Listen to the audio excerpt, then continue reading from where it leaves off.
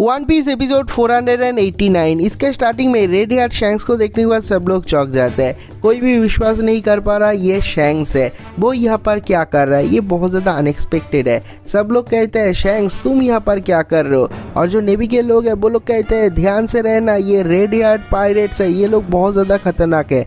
जो गार्ड है वो देखने के बाद कहता है शैंक्स तू ही वो बंदा है जिसने लूफी के दिमाग में ये पायरेट का भूत घुसाया। नेक्स्ट हम लोग सबमरीन का एक सीन देखते हैं जहाँ पर लूफी और जिम्बे को एक ऑपरेशन थिएटर पे लिया जाता है, और उसके बाद एक और सबमरीन दौड़ते ही आता है जो कि दिखने में भालू जैसा है, और वो ट्रफालगर लॉ को कहता है कैप्टन इस दरवाजे को बंद कर दो। मुझे पता है कि हम लोग ये एम्पेरर को हर रोज नहीं देख सकते, लेकिन हम लोग को जल्द से जल्द दरवाजा बंद करना पड़ेगा, अंदर आना पड़ेगा, ये बहुत ज्यादा डेंजरस जगह है। दूसरी तरफ शैंक्स को देखने के बाद सब लोग बहुत ज्यादा चौंक जाते हैं। जो नेवी के सोल्जर है वो लोग कहते हैं ये इम्पॉसिबल है, हम लोगों को कल ही खबर मिला था ये जो शैंक्स है वो एक और एम्पेरर काइडो के साथ फाइट कर रहा है, लेकिन एक दिन में वो न्यू वर्ल्ड से यहाँ पर कैसे आ गया, उसने लगभग आधा दुनिया को क्रॉस कर लिया एक दिन में, ये तो पूरी तरीके से इम्पॉसिबल है। जब कैप्टन बगी शैंक्स को नोटिस करता है एक बार में उसे पहचान जाता है क्योंकि शैंक्स उसका पुराना दोस्त है, और वो चिल्ला के कहता है शैंक्स तू यहाँ पर क्या कर रहा है, क्यों आया है यहाँ पर। उसे देखने के बाद जो शैंक्स है वो लूफी का स्ट्रॉ हैट दे मारता है और कहता है प्लीज लूफी के पास पहुंचा देना, लेकिन जो बगी है वो कहता है नहीं मैं तेरा बात क्यों मानूं, मैं तेरा नौकर नहीं हूँ। लेकिन जो शैंक्स है वो उसे लालच देता है और कहता है मेरे पास एक ट्रेजर मैप है, अगर तू मेरा ये काम कर देता है तो वो ट्रेजर मैप मैं तुझे दे दूंगा। तो बगी भी मान जाता है, और उसके बाद रेड हार्ट शैंक्स का एक और पायरेट चिल्ला के कहता है बॉस क्या तुम लूफी के साथ मिलना नहीं चाहते, उसके साथ बात नहीं करना चाहते, 10 साल हो गया उससे मिले हुए। शैंक्स कहता है हाँ लूफी के साथ मुझे मिलना चाहिए लेकिन मैं नहीं मिलूंगा, और उसके बाद वो कुछ पुराना बातें सोचता है और वो कहता है अगर मैं अभी लूफी से मिलता हूँ तो उसके साथ मैंने जो प्रॉमिस किया है वो टूट जाएगा, ऐसा मैं बिल्कुल भी नहीं कर सकता। और उसके बाद हम लोग कैप्टन बगी को देखते हैं, वो दौड़ते हुए जाता है और ट्रफालगर लॉ को जो लूफी का स्ट्रॉ हैट है वो दे मारता है, कहता है पकड़ ले ये तुम लोग भूल गए थे। वो पकड़ लेता है और सबमरीन के अंदर चला जाता है, और उसके बाद ही वो ऑपरेशन रूम में चला जाता है लूफी और जिम्बे का ऑपरेशन करने के लिए, और देखने के बाद कहता है दोनों का हालत ही बहुत ज़्यादा ख़राब है, लेकिन ये जो जिम्बे है उसके सीने में एक छेद है, अगर उसका ऑपरेशन जल्दी नहीं करता हूँ तो वो ब्लड लॉस से ही मर जाएगा, और ये स्ट्रॉ हैट का ऑपरेशन अगर मैं थोड़ी देर बाद में भी करता हूँ वो नहीं मरेगा, वो जिंदा रहेगा। और वो हंसता है कहता है इन लोगों का ऑपरेशन करने में मेरे को बहुत ज़्यादा मजा आने वाला है। और उसके बाद ही हम लोग आओकी जी को देखते हैं, वो अभी भी उन लोगों का पीछा नहीं छोड़ते, वो समुद्र के ऊपर अपना डेविल फ्रूट का पावर यूज करता है और ऊपर का पानी पूरी तरीके से जमा देता है। तो जो सबमरीन है उसमें जाके भी लगता है, सब लोग कहते हैं क्या चल रहा है, ये इतना ज्यादा कांप क्यों रहा है।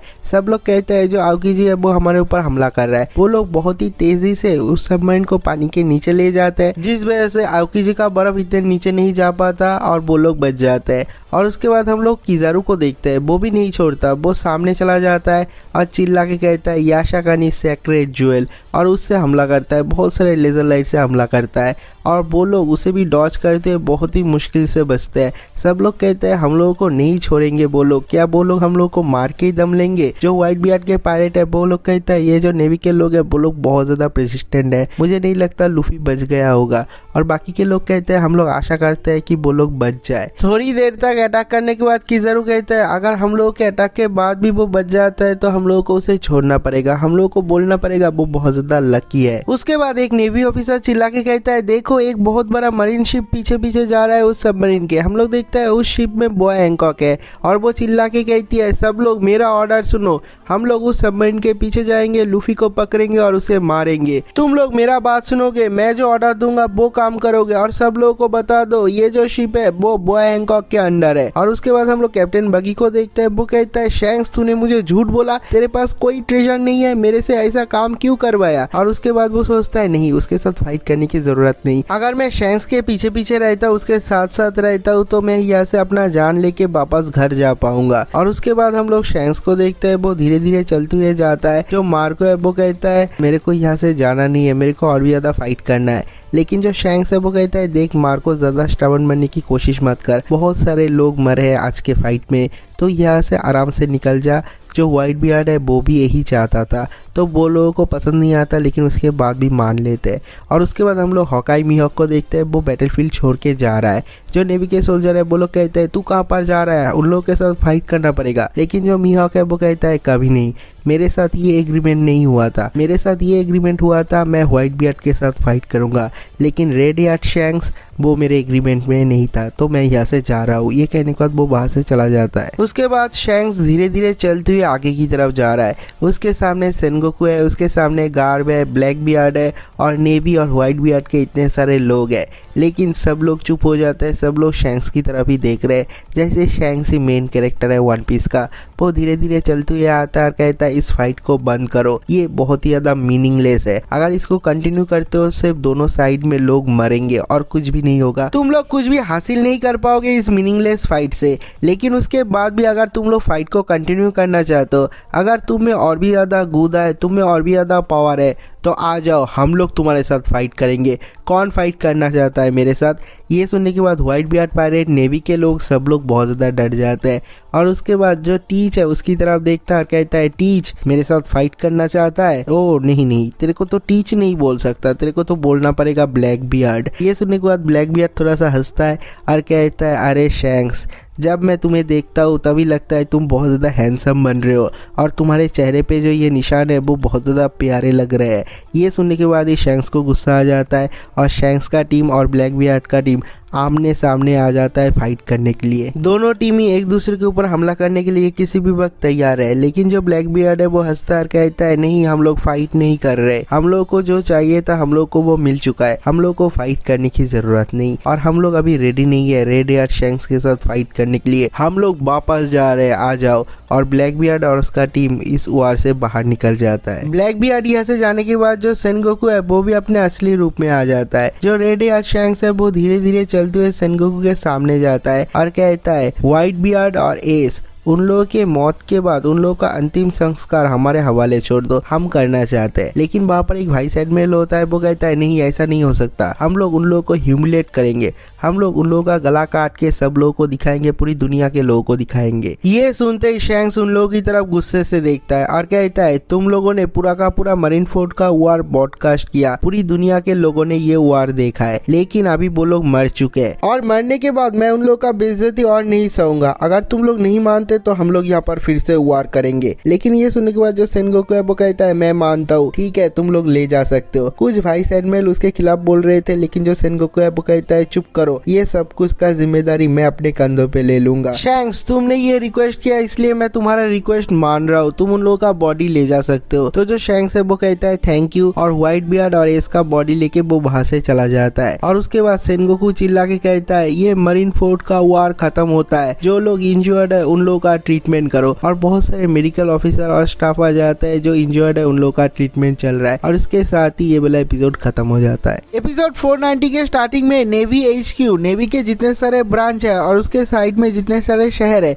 वहां पर ये खबर फैला देता है जो वार है वो खत्म हो चुका है, ऑफिशियली वो वार खत्म हो चुका है। और उसमें जो व्हाइट बियर्ड और एस है उन लोगों का टीम हार चुके हैं और जो नेवी का टीम है वो लोग विक्टोरियस है, वो लोग जीत चुके हैं। ये सुनने के बाद सारे के सारे नेवी के ऑफिसर बहुत ज्यादा खुश होते हैं और जितने सारे नॉर्मल सिटीजन ये न्यूज सुनता है सब लोग बहुत ज्यादा खुश होता है, सब लोग बहुत बड़े बड़े पार्टी करते हैं, सब लोग बहुत ज्यादा खुश है। सब लोग चिल्ला के कहते हैं व्हाइट बियर्ड का राज खत्म हुआ, जो पास्ट एरा है वो खत्म हुआ, ओल्ड एरा खत्म हुआ, अभी से न्यू एरा स्टार्ट होने वाला है। और ये न्यू एरा स्टार्ट होते ही 7 अलग अलग रूकी पायरेट सब लोग न्यू वर्ल्ड की तरफ बढ़ते हैं। कुछ पायरेट कहते हैं ये जो इवेंट है वो बहुत ज्यादा डेंजरस है, लेकिन पास्ट एरा खत्म हो चुका है, न्यू एरा स्टार्ट हो रहा है और इसमें पहले से भी ज्यादा खतरनाक पायरेट होंगे और भी ज्यादा पायरेट होंगे। कुछ पायरेट कहते हैं ये व्हाइट बियर्ड मर चुका है, लेकिन उसका टेरिटोरी है, वहाँ पर नए जो पायरेट है वो लोग हमला करेंगे, वहाँ पर खून का नदिया बह जाएगा, देख लेना। कोई और कहता है ये जो ब्लैक बियर्ड है वो बहुत ज्यादा टेरा चीज है, अभी उसके पास तो व्हाइट बियर्ड का भी पावर है, पता नहीं वो क्या क्या करेगा, लेकिन जो भी करेगा बहुत ज्यादा डिस्ट्रॉय करेगा, बहुत ज्यादा तहलका मचाएगा। और उसके बाद एक और पायरेट कहता है ये जो ट्रूफालगर लॉ है उसका भी इंटेंशन मुझे ठीक नहीं लग रहा, वो बिना किसी मतलब के किसी का हेल्प नहीं करता, तो वो स्ट्रॉ हैट लूफी का हेल्प क्यों कर रहा है? मुझे लगता है यहाँ पर कोई ना कोई कैच तो है, उसका कोई ना कोई गेन तो है। और उसके बाद कैप्टन किड आता है और कहता है हाँ, सब लोगों को लगा था व्हाइट बियर्ड को मार देंगे पायरेट एरा खत्म हो जाएगा, लेकिन ऐसा कभी भी नहीं होगा। उसने मरते वक्त बोला था जो वन पीस है वो रियल है और ये सब लोगों ने सुना है। अभी मुझे लगता है जो पायरेट्स है वो और भी ज्यादा बढ़ जाएंगे। और इस न्यू वॉल को रूल करता था 4 एम्पेरर, बिग मोम, Kaido, white beard and shanks. अभी व्हाइट बियर्ड मर चुका है, इस दुनिया का पावर बैलेंस टूट चुका है, अभी तो तहलका मचेगा न्यू वर्ल्ड पे, लेकिन हम लोगों को कोई फर्क नहीं पड़ता, हम लोग जाएंगे, चलो सेल करो। नेवी HQ से जो रिपोर्ट दिया जाता है वो न्यूज बन के पूरे दुनिया के कोने कोने में फैला जाता है। सारे लोगों को पता चलता है कि ये जो वॉर है वो ऑफिशियली खत्म हो चुका है, उसमें व्हाइट बियर्ड मर चुका है, एज भी मर चुका है और जो नेवी का साइड है वो विक्टोरियस है। ये सुनने के बाद सब लोग बहुत ज़्यादा खुश होते हैं, सब लोग खुशियाँ मनाते हैं, सब लोग कहते हैं हम लोग अभी शांति से जी पाएंगे। लेकिन उन लोगों का खुशी ज़्यादा देर तक नहीं टिकता। वहाँ पर हर जगह पे छोटे छोटे जगह पे बहुत सारे न्यू पायरेट आ जाते हैं, सब लोग गोलियां चलाते हैं और कहते हैं तुम लोगों ने सुना नहीं व्हाइट बियर्ड ने क्या बोला था मरने से पहले, वन पीस सच में एग्जिस्ट करता है, मैं जा रहा हूँ ग्रैंड लाइन पे वन पीस पाने के लिए। अगले सीन में हम लोग फ्लीट एडमिरल सेनगोकू को देखते हैं, वो मरीन फोर्ट के सामने खड़ा हुआ है, वो टूटा फूटा हुआ है, उसे बहुत ज्यादा दुख हो रहा है क्योंकि ये जो मरीन फोर्ट है वो इतने सालों से यहाँ पर खड़ा रहा, कितने सारे प्रिजनर को पनिशमेंट दिया, जस्टिस दिया, लेकिन वो अभी टूट चुका है। तभी वहाँ पर एक और ऑफिसर आता है और जनरल स्टेटिस्टिक रिपोर्ट करता है। जो सेनगोकू है वो पूछता है मागेलान का हालत कैसा है, वो कहता है मागेलान बच जाएगा, लेकिन उसे बहुत ज्यादा गुस्सा आ रहा है, वो अपने आप को ब्लेम कर रहा है और कहता है अगर हम लोग उसे अपने आप के ऊपर छोड़ देते हैं तो वो सुसाइड कर लेगा। सेनगोकू चिल्ला के कहता है नहीं ऐसा करने मत देना। और 6 लेवल का क्या हाल है, वो कहता है जो लेवल 6 है वहाँ से बहुत सारे प्रिजनर भाग चुके हैं, जो ब्लैक बियर्ड है उसने उन लोगों को छोड़ दिया है, उसने जाके बोला तुम लोग फाइट करो, फाइट करके जो जिंदा बचेगा उसको मैं अपने क्रू में शामिल कर लूंगा। और ऐसे 4 बाहर से प्रिजनर को वो अपने क्रू में शामिल कर लिया है और सारे के सारे जो प्रिजनर है उन लोगों को भगा दिया है। सेनगोकू ये सुनते ही कहता है लेवल 6 से इतने सारे प्रिजनर भाग गए, अभी हम लोग क्या करें, वहाँ के जितने सारे क्रिमिनल है बहुत ही ज्यादा खतरनाक है, अगर वो लोग वहाँ से भाग के कोई नॉर्मल कंट्री पे जाते हैं उस कंट्री का तहस नहस कर देंगे, जल्दी करो, बहुत बड़े बड़े वांटेड पोस्टर लगाओ, उन लोग के ऊपर बहुत बड़ा बाउंटी लगाओ। लेकिन जो ऑफिशियल है वो कहता है नहीं मैं ऐसा नहीं कर सकता, जो वर्ल्ड गवर्नमेंट है उन लोगों ने मेरे को बोला है कि ऐसा नहीं करने का।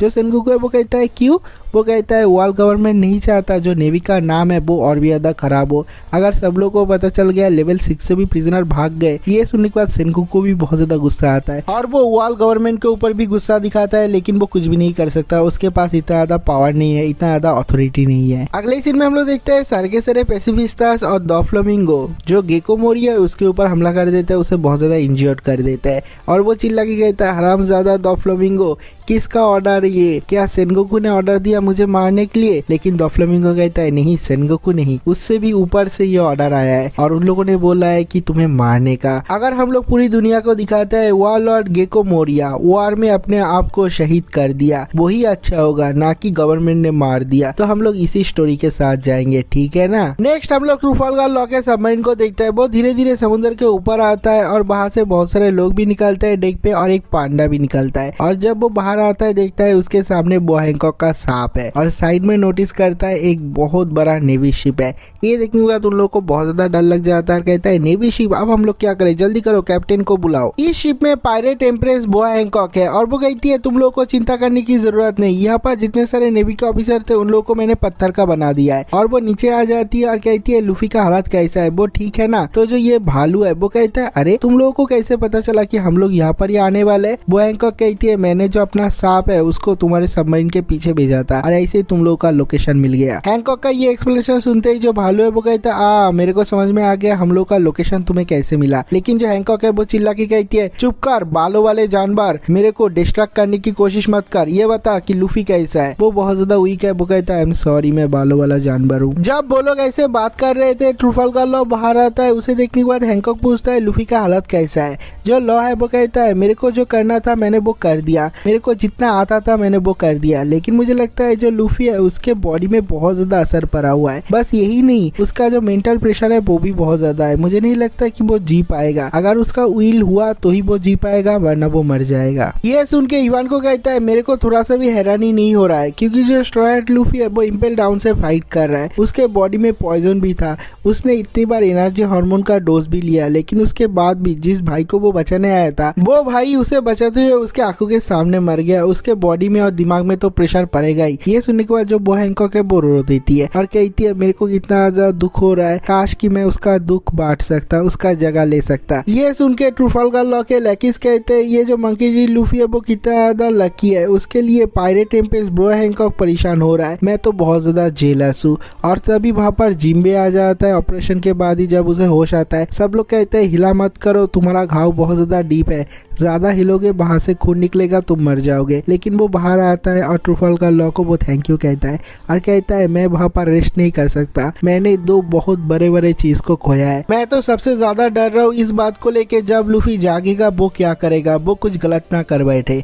और उसके बाद जो बो हैंकॉक है वो कहती है ओए बालों वाले जानवर, तुम्हारे पास कोई ट्रांसपोंडर स्नेल है वो ले आओ, मैं अपने जो कुजा पायरेट है उन लोगों को कॉन्ट्रैक्ट करता हूँ और कुजा पायरेट के नीचे से तुम लोग तुम्हारा सबमरीन लेके हमारे मेडेंस आइलैंड पे आ जाना, अमेज़न लिली पे आ जाना, क्योंकि अगर तुम लोग बाहर ट्रीटमेंट करते हो तो जो नेवी के लोग हैं वो लोग ढूंढ लेंगे और अगर वहां पर जाते हो तो वहां पर नेवी के लोग भी नहीं आ सकते, उसका ट्रीटमेंट सही से हो पाएगा। अगले सीन में हम लोग लूफी को देखते हैं, वो ऑपरेशन थिएटर पे है, उसके ऊपर ऑपरेशन हुआ है, वो सक्सेसफुल है, वो जिंदा है, लेकिन उसके बाद भी उसे होश नहीं आता, उसका हालत बहुत ज्यादा क्रिटिकल है। और उसके साथ ही ये वाला एपिसोड भी खत्म हो जाता है। एपिसोड 491 के स्टार्टिंग में वॉल के हर एक जगह पे बहुत सारे पायरेट हमला करते हैं और उन लोगों को रोकने के लिए बहुत सारे नेवी के ऑफिसर हर जगह पे फैला जाते हैं और जो नेवी का कंट्रोल रूम है वहां पर हर जगह से कॉल आता है और कहता है यहाँ पर बैकअप भेजो, कोई कहता है यहाँ पर बैकअप भेजो, कोई कहता है इस शहर पे भी हमला हो गया। हर जगह पे जो पायरेट है उन लोगों का तहलका और भी ज्यादा बढ़ जाता है। कंट्रोल रूम में जो मरीन ऑफिसर है वो लोग कहते हैं हम लोगों को लगा था व्हाइट बियर्ड के मरने के बाद ये जो पायरेट है उन लोगों का काम बंद हो जाएगा, लेकिन वो लोग तो और भी ज्यादा एग्रेसिव बन गए, अब हम लोग क्या करें। और बहुत सारे पायरेट हर जगह पे एक ही गोल है उन लोगों का, वो लोग कहते हैं हम लोग जाएंगे ग्रैंड लाइन पे, हम लोग वन पीस को हासिल करेंगे। मरीन फोर्ट के वार के 2 हफ्ते के बाद से इस दुनिया के लोगों को रियलाइज होना स्टार्ट हुआ कि उन लोगों के साथ क्या गलत हो रहा है। जो टेरिटोरी व्हाइट बियर्ड के नाम के अंदर था, व्हाइट बियर्ड के प्रोटेक्शन के अंदर था, वहां पर सारे के सारे पायरेट हमला कर रहे हैं। सब लोग कहते हैं अभी से ये टेरिटोरी हमारा है।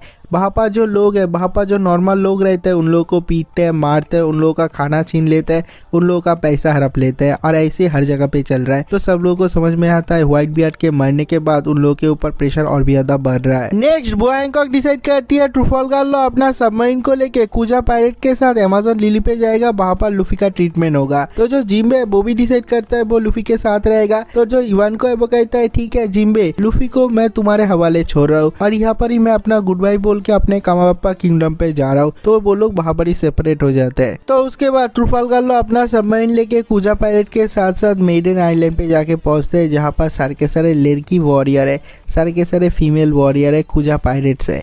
और जो कुजा पायरेट्स है वो स्नेक प्रिंसेस को देखने के बाद ही पागल हो जाते हैं, सब लोग चिल्ला रहे हैं स्नेक प्रिंसेस, स्नेक प्रिंसेस। और तभी वो लोग नोटिस करते हैं वहाँ पर एक सबमरीन है और उस सबमरीन में बहुत सारे लड़के भी है। तो वो लोग उन लोगों के ऊपर निशाना साधते हैं और कहते हैं हम लोग इस लड़के को नहीं छोड़ेंगे। लेकिन सबमरीन में जो लोग है ट्राफल्गर लॉ के चमचे, वो लोग कहते हैं देखो हम लोग मेडन आइलैंड पे पहुंच गए, यहाँ पर चारों तरफ लड़की है, हवा में भी किस तरह का एक स्मेल है।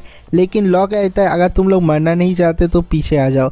हम लोग देखते हैं उन लोगों के ऊपर बहुत सारे तीरों से अटैक करता है, एरो से अटैक करता है, लेकिन जो बो हैंकॉक है सारे के सारे एरो को ब्लॉक कर देती है और कहती है उन लोगों के ऊपर अटैक मत करो। वहाँ पर लूफी है, लूफी बहुत ज़्यादा इंजर्ड है, उसका ट्रीटमेंट चल रहा है, उसको मरीन फोर्ट पे मेंटली और फिजिकली बहुत ज़्यादा प्रेशर पड़ा है। ये सुनने के बाद सब लोग बहुत ज़्यादा चौंक जाते हैं, कहते हैं लूफी वहाँ पर है और लूफी इंजर्ड भी है। हैंकॉक कहती है हाँ वो बहुत ज़्यादा इंजर्ड है, अभी लड़कियों वहाँ पर जाओ और लूफी को लेके कुजा कैसल पे ले आओ, वहाँ पर मैं एक प्रिंसेस की तरह उसका देखभाल करूंगी। लेकिन ग्रैनी नायन कहती है मैं लूफी को यहाँ पर अलाउ करूंगी, लेकिन उसके साथ जो स्ट्रेंज मैन है मैं उन लोगों को यहाँ पर अलाउ नहीं करूंगी। तो जो बो हैंकॉक है वो कहती है ठीक है कोई बात नहीं, उसके साथ जो डॉक्टर है उसको अलाउ करो और लूफी को अलाउ करो। लेकिन जो नायन है वो अभी भी ना बोलती है और कहती है मैं लूफी को अलाउ कर सकती हूँ, लेकिन उसके डॉक्टर को भी मैं यहाँ पर अलाउ नहीं करूंगी। तो जो बो हैंकॉक है वो कहती है कोई बात नहीं, हमारे यहाँ पर बहुत सारे अच्छे डॉक्टर भी है। लेकिन ट्राफल्गर लॉ कहता है देखो मुझे पता है मुझ जैसा डॉक्टर यहाँ पर नहीं है और मेरे शिप में जो इक्विपमेंट है ऐसे इक्विपमेंट वहाँ पर नहीं है, अगर उसका ट्रीटमेंट सही से नहीं होता है तो लूफी मर जाएगा। हैंकॉक बहुत ज्यादा टेंशन में आ जाती है और कहती है लूफी मर जाएगा, अब मैं क्या करूँ, अब मैं क्या करूँ। तो जो जिम्बे है वो आगे आता है और कहता है कोई बात नहीं, अगर हम लोग उसके अंदर नहीं जा सकते तो हम लोग को बाहर समुद्र किसी और जगह पे जाना पड़ेगा। तो जो हैंकॉक है वो कहती है कभी भी नहीं, यहाँ पर बहुत सारे सी मॉन्स्टर है, वो लोग तुम लोग को खा जाएंगे और अगर तुम लोग समुद्र के बाहर जाते हो वहाँ पर नेवी के शिप है तुम लोग को पकड़ लेंगे। तो इन लोगों का परेशानी देखने के बाद जो ग्रैनी नायन है वो थोड़ा सा इजी हो जाती है और कहती है कि कि कोई बात नहीं, तो मैं एक सोल्यूशन देता हूँ। ये जो हमारा मेडल आइलैंड है उसके बे पे एक थोड़ा सा जगह है, वहाँ पर सी मॉन्स्टर नहीं आते, सी किंग्स नहीं आते, तुम लोगों को खाएंगे नहीं, और वहाँ पर नेवी के लोग भी नहीं आते।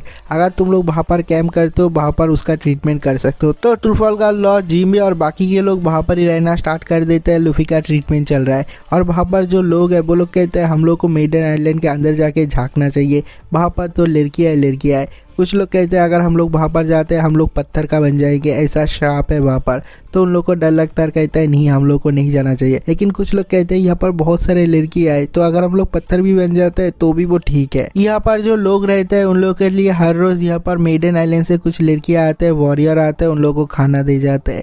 और जो मार्गरेट है वो लॉ के पास जाता है और कहता है लूफी बच तो जाएगा ना।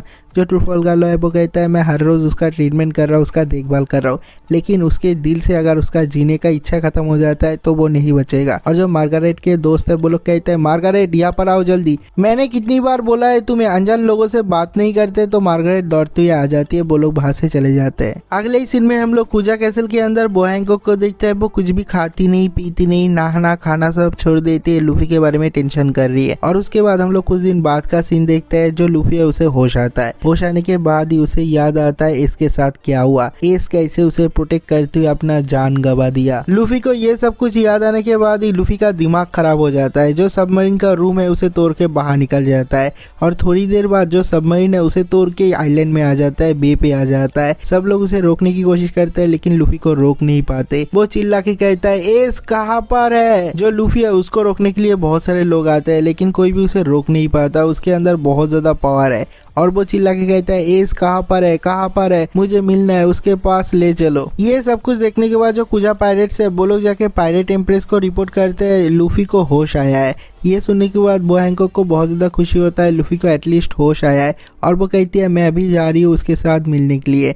लेकिन जो ग्रैनी नायोन है वो आ जाती है और कहती है नहीं बिल्कुल भी नहीं, तुम एक पायरेट एम्प्रेस हो, तुम जाके लूफी के साथ नहीं मिल सकते जब तुम्हारा दिल करे। अगर तुम ऐसा करते हो तो अपने लोगों को कैसे ट्रीट करोगे। हैंकॉक के जो सिस्टर्स है वो लोग कहते हैं तुमने खाना भी नहीं खाया कुछ दिनों से, तुम्हारा हालत भी बहुत ज्यादा खराब है, थोड़ा सा खाना खा लो। और ये सुनने के बाद ये हैंकॉक के दिमाग में आइडिया आती है और वो कहती है चलो सब लोग खाना बनाना स्टार्ट करो। जो लूफी है वो बहुत ज्यादा हंग्री है, उसके लिए मैं खाना बनाऊंगी और वो मैं खाना खुद ले जाऊंगी तो मैं उससे मिल पाऊंगी। ग्रैनी नायन कहती है नहीं तुम पापा नहीं जा सकते। ये सुनने के बाद वो हैंकॉक को गुस्सा आ जाता है, कहता है नहीं नहीं नहीं हर बात पे नहीं, मैं यहाँ का इम्प्रेस हूँ, तुम नहीं, मुझे मत सिखाओ मुझे क्या करना चाहिए। अगले सीन में हम लोग लूफी को देखते हैं, वो दौड़ते हुए जंगल में चला जाता है, उसका दिमाग खराब हो जाता है। वहाँ पर आसपास जितने सारे चट्टाने हैं, जो पेड़ है वो सब कुछ तोड़ रहा है, वो बहुत ज्यादा रो रहा है। और उसके बाद एक और बड़े चट्टान पे अपना सर दे मारता है और कहता है मेरे दिमाग से निकलो, मेरे दिमाग से निकलो, मुझे लगता है ये सब कुछ एक सपना है, एक खराब सपना है, मेरे दिमाग से निकलो। ये बोल के अपना सर दे मारता है चट्टानों पे,